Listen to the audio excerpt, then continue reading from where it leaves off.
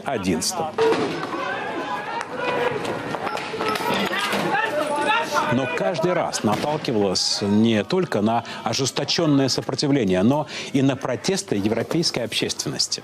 По ходу дела, вольные обитатели территории в шаговой доступности от Королевского дворца Амалиенборг продолжали обустраиваться. Организовали общественную баню и общую столовую, наладили электроснабжение, водопровод и канализацию. Поначалу бесплатно, но потом и платить потихоньку стали. Появились аптеки, даже госпиталь, детские сады, начальная школа и свечной заводик. Для туристов ресторанчики на день и ночь, арт-галереи и концертный зал. К слову, многое из этого и на Киевском Майдане в зачатке уже есть. Не так шикарно, как в Христиании, но ведь и проекту, как говорится, без году неделя. В Христиании свободно, легкие наркотики. На Майдане в перспективе их может заменить добрая чарка горилки с салом. По крайней мере, Юрий Луценко не должен быть против.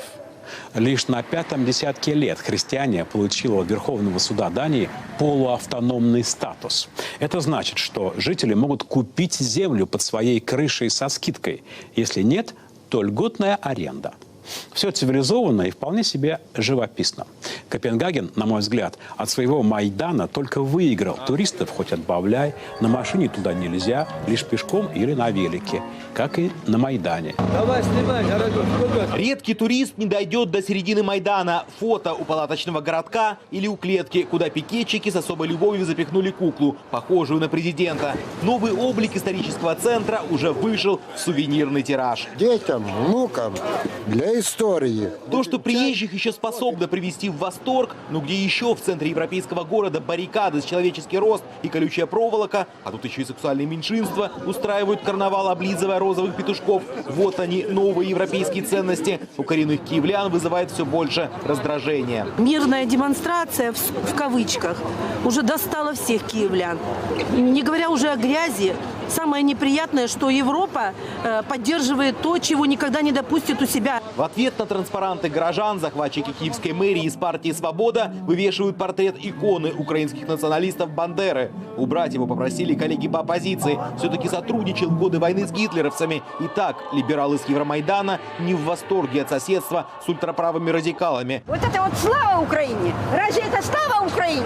Это слава немцам! Это в парламенте их всего 8%. На Майдане, судя по флагам, абсолютное большинство. Костер революции, разожженный 2 месяца назад, еще не потух, но и горит уже не так ярко, чтобы искры от него разлетались в разные стороны. Кризис власти, спровоцировавший Майдан, обернулся кризисом политической оппозиции, что никак не может поставить четкие цели перед теми, кого и вывела на улицы, а теперь вместе с ними тлеет на Майдане. Разжечь бунтарское пламя должна сакральная жертва. Тезис из учебников по организации революций. Стать такой мог бы один из предводителей Евромайдана Луценко. Кадры окровавленного экс-министра внутренних дел облетели все иностранные информагентства.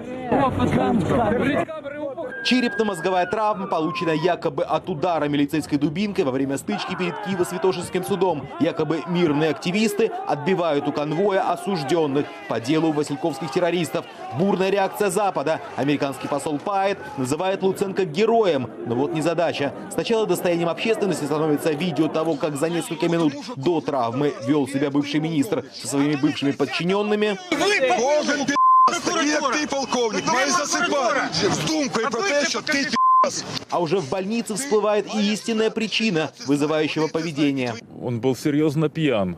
По тем анализам, которые были в его крови, это было сопоставимо с 400 граммами водки. Оказалось, что выпивал в тот день герой Майдана с немецким послом Кристоф Вайль вместе с другими западными дипломатами и пришел проведать оранжевого полевого командира с букетом цветов. Но рассказывать о том, как бы вели себя немецкие полицейские, случись у них подобные беспорядки, не стал. Об этом наверняка знает Виталий Кличко, проживший в Германии не 1 год. Официальный документ, всплывший в сети, вкупе с поправками в налоговый кодекс, если человек имеет право постоянного проживания на территории другого государства, он считается не проживающим на Украине, отрезает чемпиону путь к президентству. Это был своего рода политический нокаут, в результате которого легенда украинского бокса оказалась на полу. И нужно было отсчитывать до 9.